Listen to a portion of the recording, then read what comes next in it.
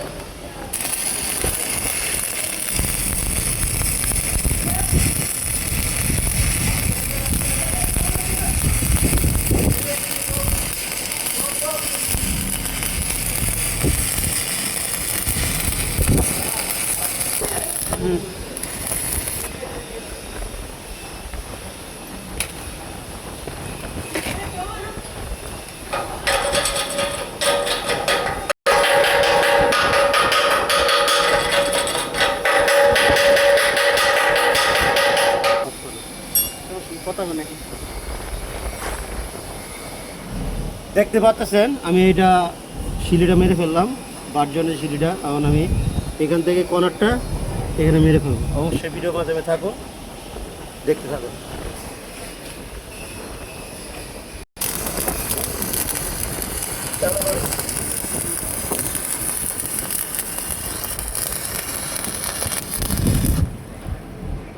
আমার দিকে মুখ করে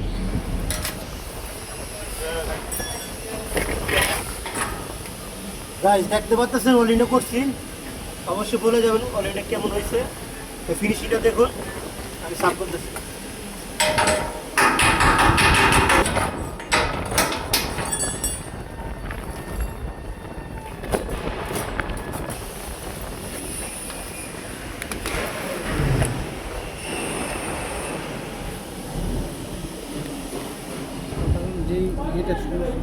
দেখতে পাচ্ছেন যে সমস্যাটা দেখাইছি, ঠিক এই নিয়মে অলিং করতে হবে।